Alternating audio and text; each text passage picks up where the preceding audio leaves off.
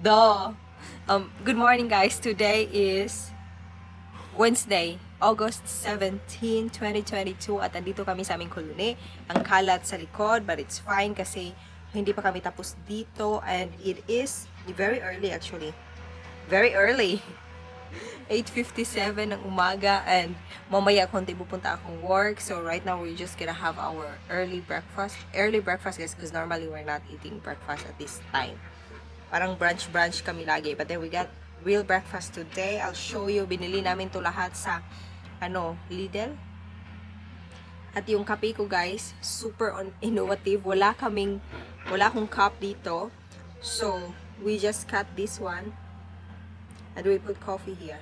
It's fine. It's great. Coffee is great. There. So, ang aming kakainin, pakita ko sa inyo lahat panpan. Ito yung aming binili guys. And as usual, ito yung sa akin croissant. Yan kang Martin, hindi masarap. Ito medyo cake, hindi ko rin feel. So, yan lang talaga yung nakakain ko. And then, medyo konti niyan.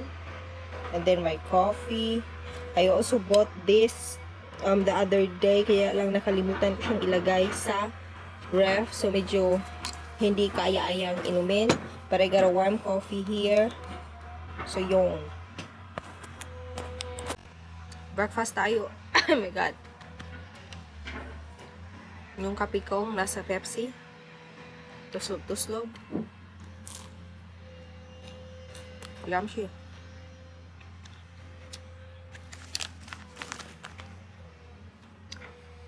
This one, nasa lami. Gusto ko siya guys. Super thin. Lagyan natin ito.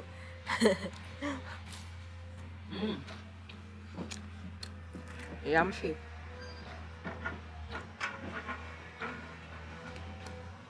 Actually, I really like this one. I like the thinness of it. Right. How much is this? 20.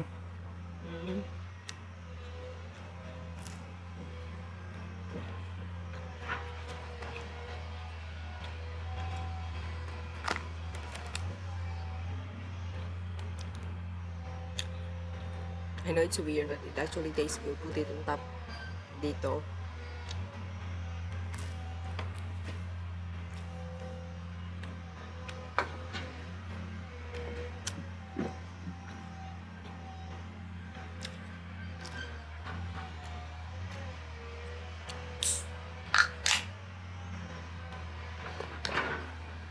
Ah, ang init.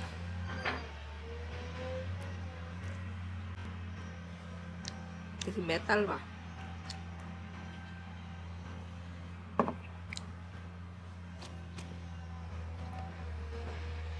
Pag may marinig kayong ingay guys, there is a construction going on that side.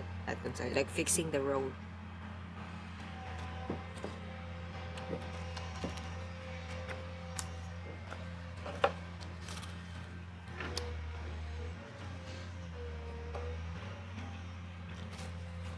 So this is dry dough. The other one, is that the same like smoke? No.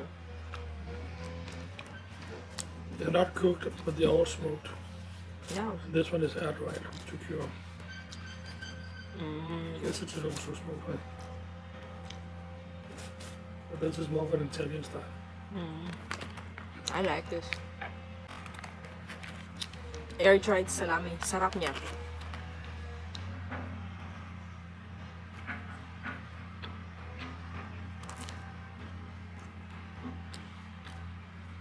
Give me a real drink, please. I feel like I'm so dry on my throat. I've seen that. A real Pepsi, not a coffee Pepsi.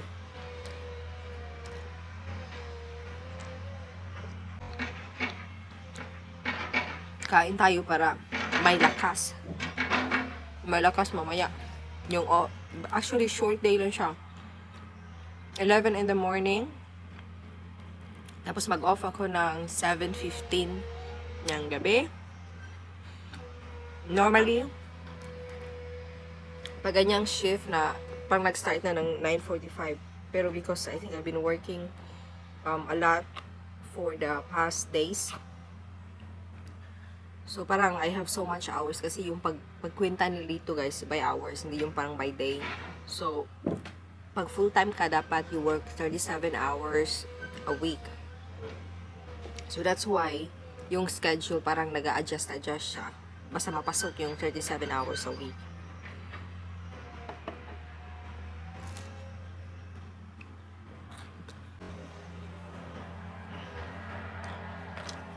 There's only 3 left now. Eat it. You know. But is this actually expensive? 20 because when I'm buying breakfast for work, right? Normally the prices would just be like 10, 11, the cheapest Yeah, brand. that is more expensive. Extra. Ang bilis ng oras ah. Dong, it's 9:06 na. Yung floor ng toilet para ready na for painting, ganyan. We're not even sure if it's gonna be painting or wallpaper. But anyway, it's like in Puerto Princesa where we've been, okay?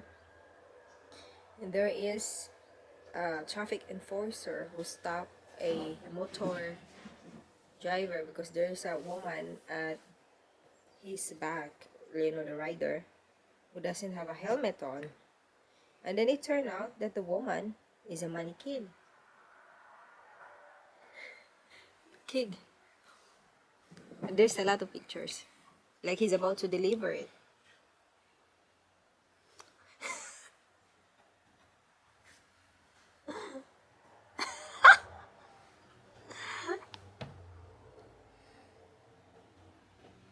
So did he get a fine?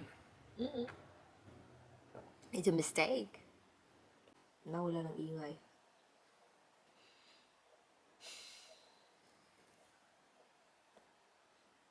It's so peaceful. Don't know? Oh, see? There's no noise, nothing. Hi guys, papunta na tayong work. And lowbat na naman yung aking camera. Grabe, ang dami kong ginawa. It's been an early day actually. So, yun. Ano na dito? 10:38, 11. Dapat nasa work na ako. So, see you.